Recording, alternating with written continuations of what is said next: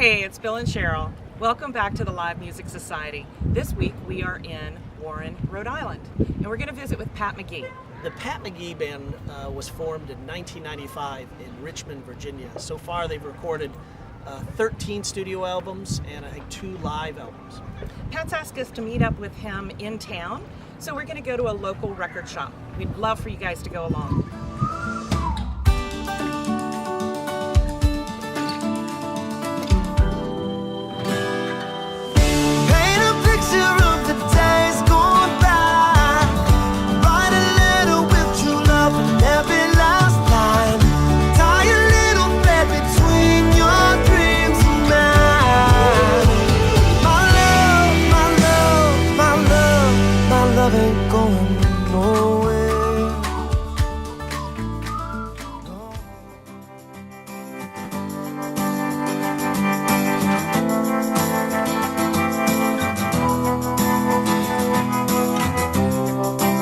I'm not a savior, so do me a favor, stop and see me sometime. I don't need you to save me, I'm ready to break free, I just need somebody to save.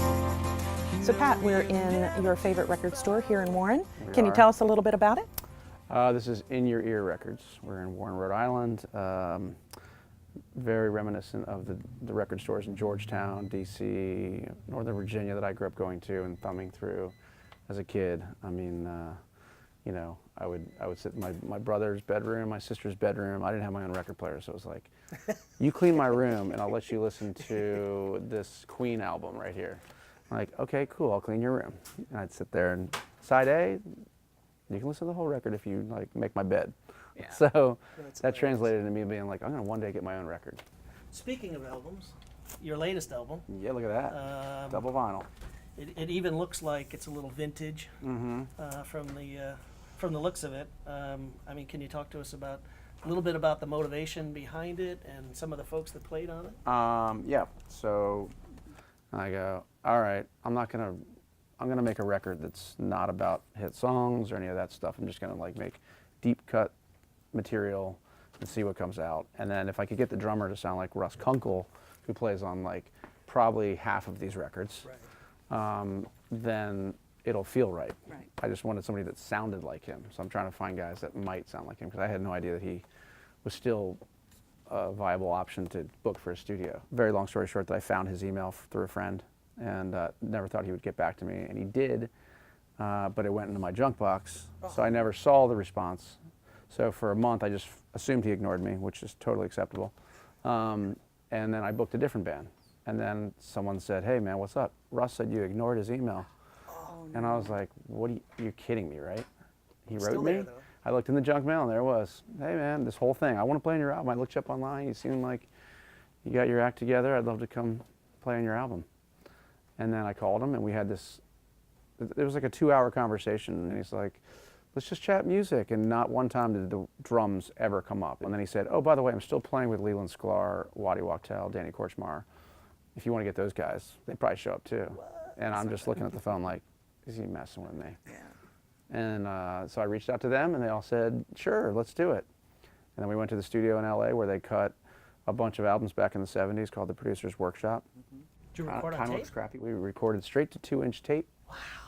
All live. So we go in there. Usually when you go to make a record, you're like, I kind of know what this is going to sound like. In my head, I thought, what if it sounds anything like those 70s records, I'll be pleased. Right. What you hear on the vinyl is them playing the song for the very first time. So like, I'm like in there laughing while recording because what I'm hearing in my headphones is blowing my mind. We all played live to tape, and they would just get one. I'd walk in the room, play the song, here's the idea. And they're like, cool, hit record. So they have you in their ears. Yeah, I go into my little isolation booth and they're all in this room and I'm looking at Russ and he counts it in and then does this drum beat that I never imagined on this particular song, and it just, every song became this thing. I'm like, oh my God, I thought it was going to be this, and it became this, and never once did I leave the booth going, yeah, it's not really what I was hoping for. It was mind blown every time I put something on the tape.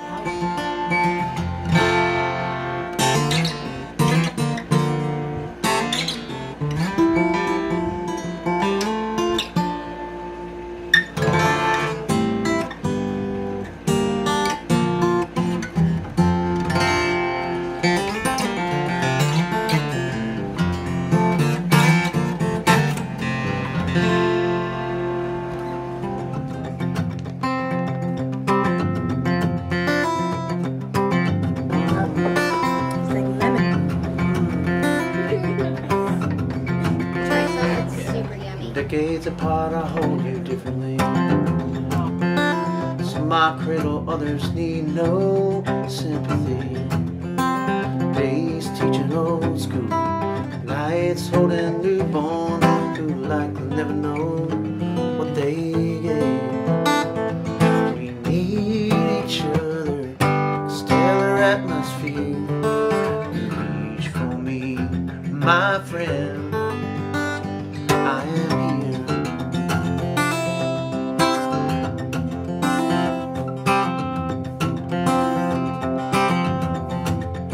I don't wanna be alone. High five. Just because I didn't land me a wife. You got my reasons. Give blood every season. It's more to me than my name. We need each other like a stellar atmosphere. Oh, we need each other. My affection commanded if you reach for me, my friend. I am here. Oh, I'm here. Oh, I'm here. All right. So course number 1 is a watermelon carpaccio with a cucumber avocado salsa, a little bit of radicchio. What looks like pepper down the middle is actually sumac salt.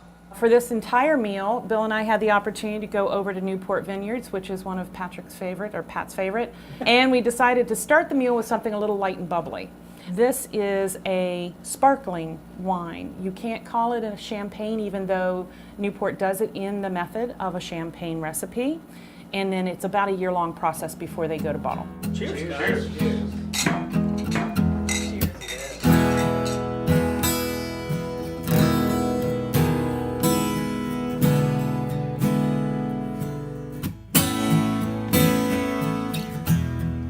Between these walls. Speed round of first concert. Wait, can I go? Bon Jovi. Of course it was. I did not say that. It was a big year for you. I was a big fan. Yes. Mine first concert was Robert Plant. Wow. Good one, Robert God, Plant, man. it was the absolute shittiest concert. It was one of them 92 Pro FM like mixer SummerSlam things. Oh, yeah. Everybody gets 2 songs. But there was only 2 bands, and it was Mama Number 5 guy, Lou Bega, and Bare Naked Ladies. Piano? And Lou Bega came out and did Mama Number 5 twice. And then Bare Naked Ladies came out and did it once, just to bust balls. It was awesome. That's That's hilarious. too funny. But yeah. U2's Pop Tour was my first concert I went to. There you go. I'm just going on a limb. You're a big YouTube fan. Always have been. Yeah. Nothing wrong with that. I know that. My uncle got me into them. It's kind of like I grew up with it. It just became my favorite. Still is. Yeah. Wash it down with every ounce of warmth inside. Don't start to cry. Baby, try your best. Must have been love. Could have been fate. Everyone came much too late. So what we have for our next course is a take on Rhode Island clam chowder with a twist. We've kicked it up a notch with the use of coconut milk, unsweetened, so you're not adding any sweetness to it. We want the clams to shine through. It does have white wine, clam broth, diced potatoes, grilled corn, and then for just a little sweet hot, it has a little Thai chili sweet on top.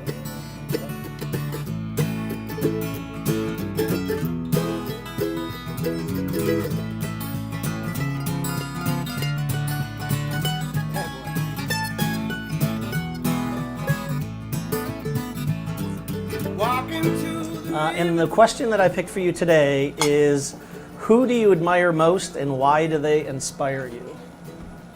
Yeah, it's hard to top parents. You know, you kind of have to clump them together because they've definitely been a team. Yeah, I mean, our parents, they grew up in a time when there was like, you know, they went without. and we seem to not go with it much. I mean, look at this feast we're having right now. You know, this would have been the biggest meal of their entire life back in the day. My father went from, you know, growing up in Philadelphia, my mom was in Jersey, and he went to school, and then in the middle of being in school, he went to Vietnam. He was gone for a couple years, the first 2 years of my older sister's life. So being a father of 3 daughters and a son, we've been away on the road for lots of periods, but not 2 years straight. Right. That doesn't even seem real. Back then it was like, write you a letter, send me a picture, I'll see you in 2 years. I think on their first R&R they met in Hawaii, and they chose just to be with each other in Hawaii and at R&R halfway through that tour in Vietnam, as opposed to, let me go home and see my daughter. Which some people would be like, oh, you didn't want to see her. Like, yeah, but you got to get that marriage needs to be like together, you know, you guys got to be first. And they put themselves first, and they just celebrated 50 years, so that's incredible, right? So my parents for supporting me in this crazy lifestyle of music, and you know, I was always envious of some of these rockers that had like these terrible upbringings and wrote about these like terrible times. Like, I don't think I have enough bad times in my life to write about. Like, you know, I thought it might be a problem for me. Like, I had to go have you know, back when they did Behind the Music, and then the tables turned. We used to always joke about that in the band. Like, he befriended a small cricket who taught him how to do cocaine. And then, you know, and then like, all of us had such nice upbringings, and so, but here we are, and I thank my parents for that.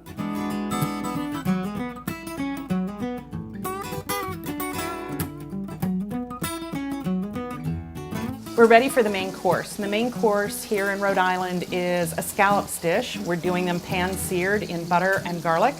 And we're also pairing that with a risotto. The risotto has a little twist to it. Certainly has some great fish stock and white wine, garlic, a little salt and pepper, but we've amped it up a little bit with some Thai chili peppers for a little bit of heat. Wouldn't believe a thing, single word. Check out my kite string. It flies a long way down. Up in the sky where there's no reply. Somebody recognize. Taking my sweet time to stop this wild Drink first. Obviously, we have worked with a fair number of artists in terms of kind of promoting shows, and not every artist puts the same thought or process into promoting their shows.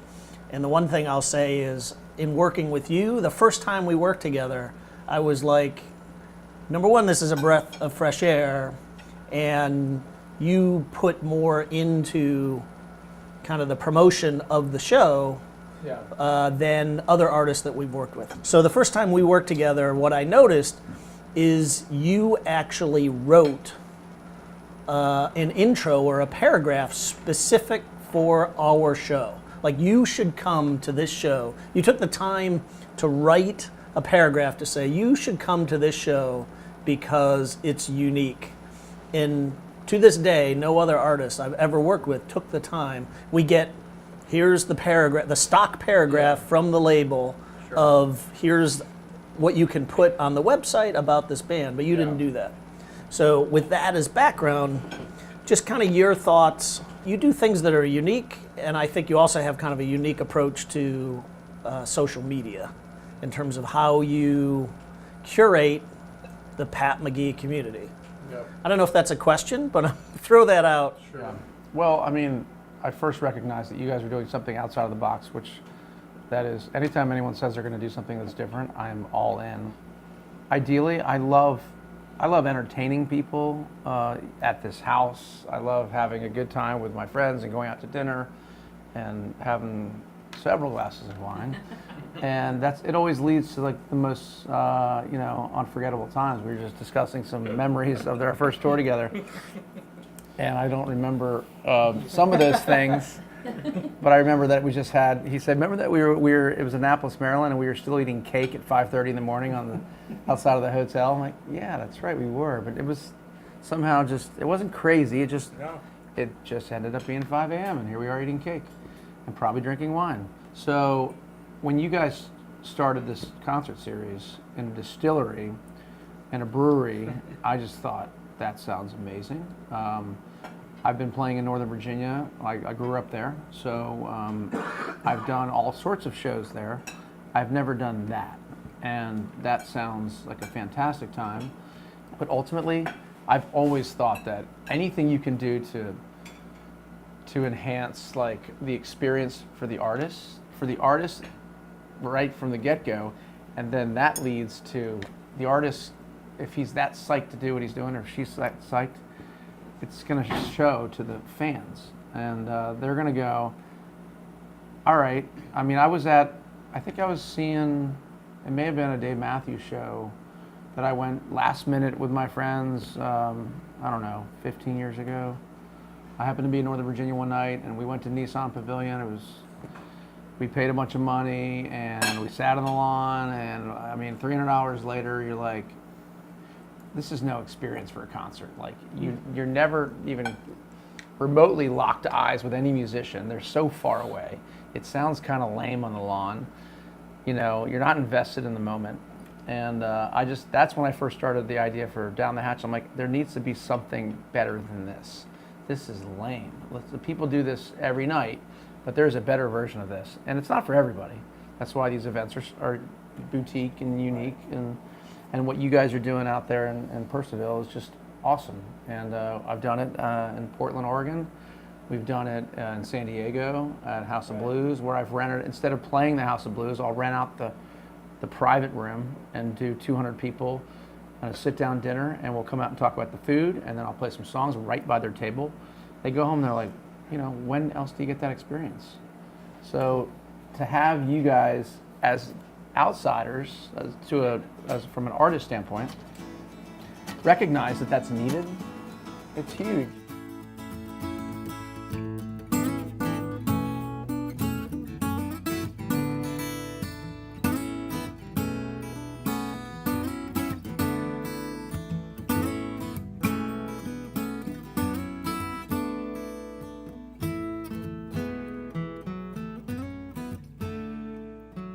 Question to the table. So typically this course, what are we, the third course? The questions are about the music business. So there's something called the Hit Song Science by a guy by the name of Mike McCready. He sells a tool to radio stations that analyzes new songs against thousands of hit songs and can tell if a song is going to be a hit or not. Yeah. Thoughts? I had firsthand experience with McCready's Hit Predictor. Yeah. It's 10 grand a song.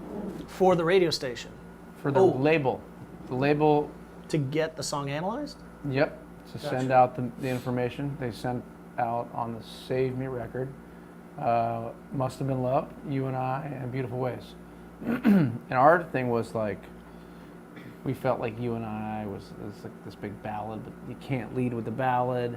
There's all these rules to like record labels. Like, you could never come out with a ballad, really? Well, how many artists in the 70s had giant ballads, like, you know, whatever. Yeah. Not to sound jaded on it, but it was just like, you guys spent 30 grand on figuring out that Beautiful Ways it charted the best on those three, but You and I did well, and blah, blah, blah. I mean, the whole thing is ridiculous. And then the conversations you have with the label is always, all right, fine, we'll go with Beautiful Ways as the first single. But you're going to get to You and I. It's a big song. You're going to get to it. Yes, we promise we're going to get to it. They didn't get to it. But those Hit Predictor things are like, I just, you know, I guess you're testing for, you know, earworms, hook moments. Who knows? Like, I read about these tools. No wonder every song on the radio sounds the same, because there's a friggin' tool that the music director paid to say, I only want to play songs that I know people like, so I'm going to use this tool, which they all sound the same. Exactly. Oh, I'll never know.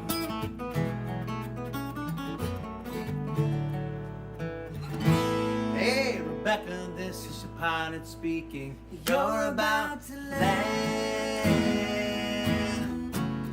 Come to understand.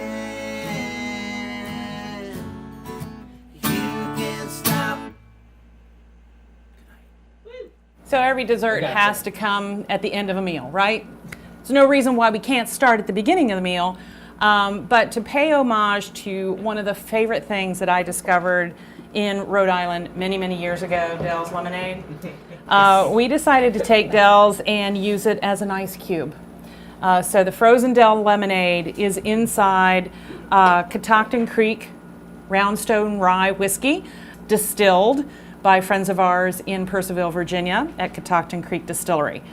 What we paired it with tonight is a simple cupcake. It's a lemon cupcake with a little lemon curd in the middle to give you a little creaminess and a lemon buttercream on top. The cupcakes were made by Pat's kids. So this morning, all the kids came in. They worked on cracking the eggs and measuring the ingredients and mixing it all up and scooping it into the cups. So it was a lot of fun. It was probably one of the most precious times we've had so far. Yeah, they had a great time. Because of having the kids in there. Well, yeah. I'm thankful that my daughters were involved in this, and I do come from a very Irish family, but they're a little young to be sipping rye. Just a little. A little young, just a couple years.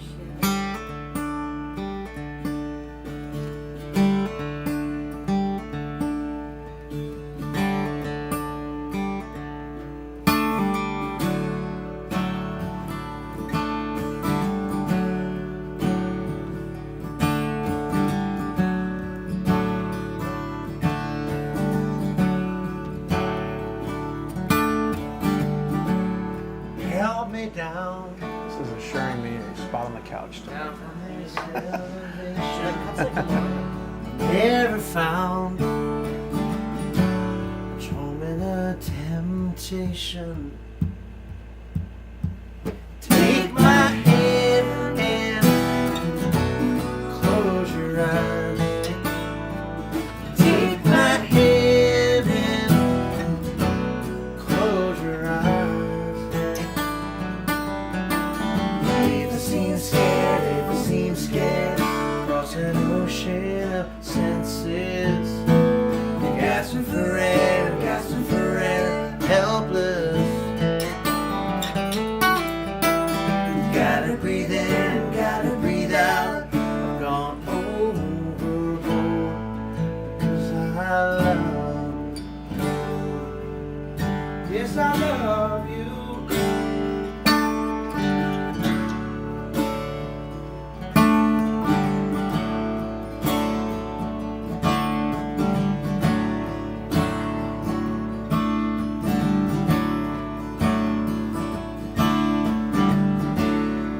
This the way that I'm supposed to feel? Then you should stay for something real. Take my hand and close your eyes. Take my hand and close your eyes. If it seems scared, across an ocean of senses, gasping for air, helpless. You gotta breathe in, gotta breathe out, gone overboard, because I love you. Yes, I love you. Those times you remember, never thought the sky would open up for us.